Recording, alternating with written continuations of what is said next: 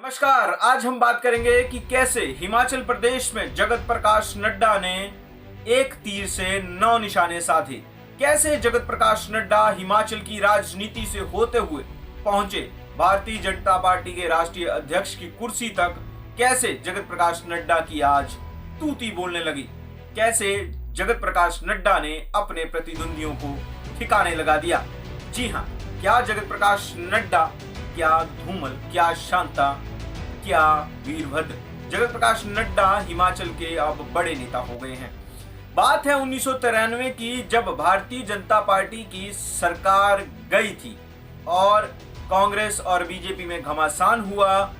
BJP को मात्र 8 सीटें मिली और उन 8 में जीतकर आए नए विधायक। कुछ एक्सपीरियंस विधायक भी थे, लेकिन नेता प्रतिपक्ष किसे बनाया जाए इसमें कोई असमंजस नहीं थी। लेकिन फिर होता है अकस्मात निधन। जी हां, हमीरपुर के बड़े नेता ठाकुर जगदेव चंद का शपथ ग्रहण से पहले निधन हो जाता है और बीजेपी फिर टकटकी लगाकर देखने लगती है कि अब किसे नेता प्रतिपक्ष बनाया जाए। ऐसे में नंबर आता है तेज तरार युवा नेता, जो युवा राजनीति करते करते केंद्र से दोबारा भेजे गए थे अटल बिहारी वाजपेयी और अडवाणी के चहीते, नए नवेले राजनीति में उभर रहे नरेंद्र मोदी के मित्र जगत प्रकाश नड्डा को नेता प्रतिपक्ष बनाया जाता है। हिमाचल प्रदेश की विधानसभा में 5 साल खूब गूंजते हैं जगत प्रकाश नड्डा के प्रश्न। वो लगातार हमलावर रहते हैं वीरभद्र सिंह पर। ऐसे में 1998 में चुनाव होते हैं, जब सबको लग रहा था कि कांग्रेस रिपीट हो जाएगी, क्योंकि वीरभद्र सिंह ने 9 महीने पहले ही चुनाव करवा लिए थे। लेकिन हिमाचल विकास पार्टी के साथ गठबंधन करके भारतीय जनता पार्टी सरकार बनाती है। ऐसे में एक बड़ा नेता जो हमीरपुर का था, प्रेम कुमार धूमल, जो पहले सांसद थे, वो मुख्यमंत्री बनाए जाते हैं और जगत प्रकाश नड्डा को उनकी कैबिनेट में कैबिनेट मंत्री बनाया जाता है। यहां से शुरुआत होती है नड्डा और धूमल की राजनीति की। नड्डा हमेशा 19 पढ़े धूमल के आगे और धूमल हमेशा 20 रहे।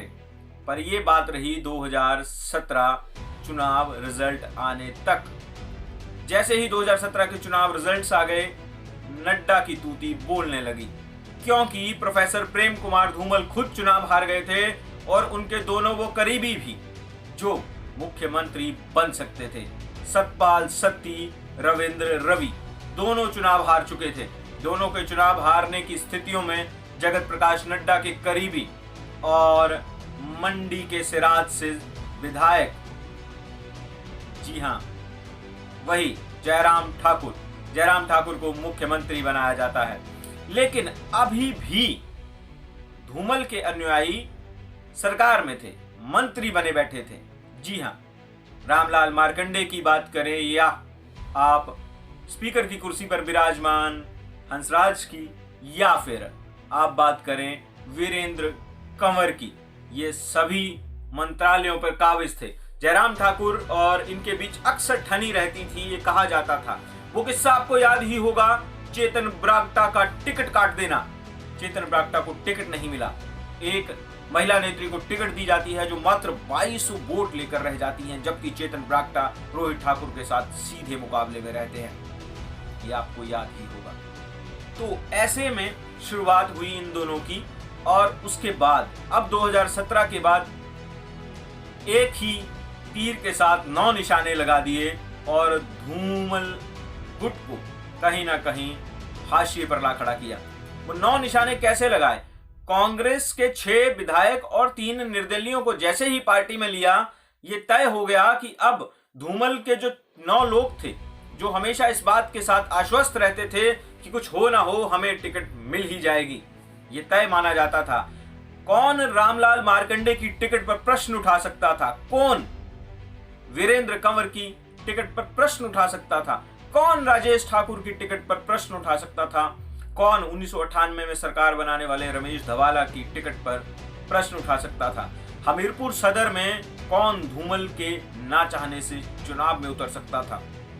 सुजानपुर जो उनका गढ़ था, कौन चाहकर भी सुजानपुर में कोई छेड़छाड़ नहीं हो सकती थी।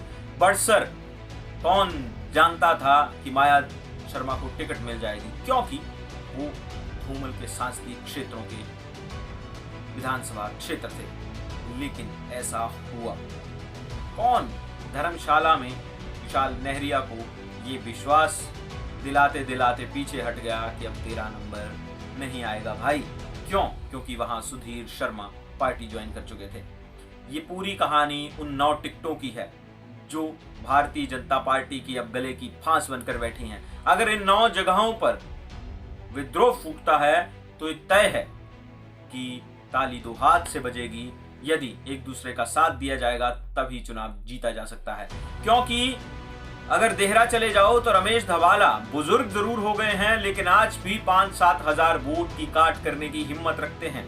वहीं बात करें वीरेंद्र कंवर की, जो यदि अपनी पे उतर आए तो 10-12 हजार वोट घर बैठे नुकसान कर सकते हैं। आज भी कुटलहड़ में उनके चुनिंदा प्रधान ज्यादा हैं। वहीं आप चले जाओ बड़सर, इंद्रदत्त लखनपाल विधायक अवश्य बन गए हैं, लेकिन वो बलदेव शर्मा को जानते हैं कि बलदेव शर्मा की हद कहां तक है।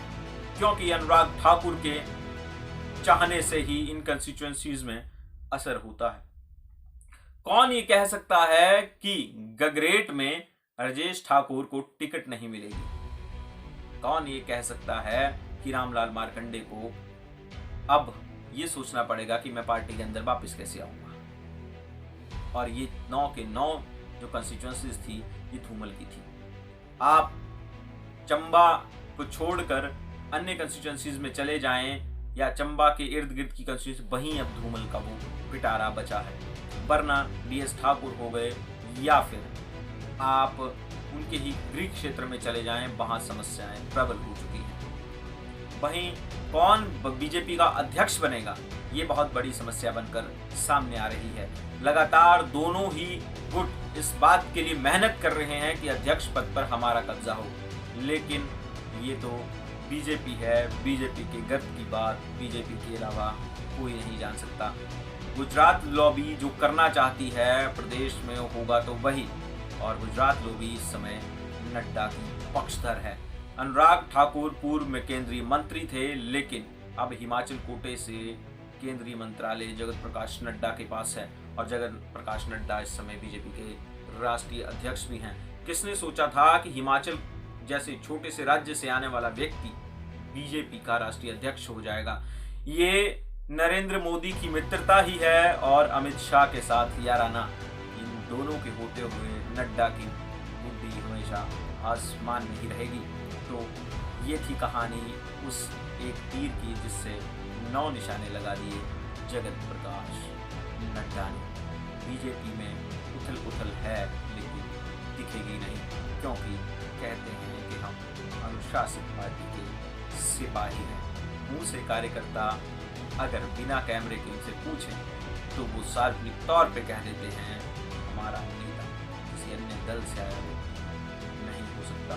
पार्टी ने संविधान बनाया है कि 15 साल सदस्य रहने के बाद ही उसे अपना माना जाए या फिर उसे कोई बड़ा पद दिया जाए। लेकिन बीजेपी बदल चुकी है, कुछ कार्यकर्ताओं का ये भी कहना है। अब आने वाला समय ही बताएगा कि बीजेपी बदली है या नहीं, लेकिन हिमाचल में बीजेपी की चकाचौंध में कहीं ना कहीं अंधेरे का दीपक लौतले ही जल रहा है। धन्यवाद। अगर आपको वीडियोस अच्छी लग रही हैं तो चैनल को सब्सक्राइब जरूर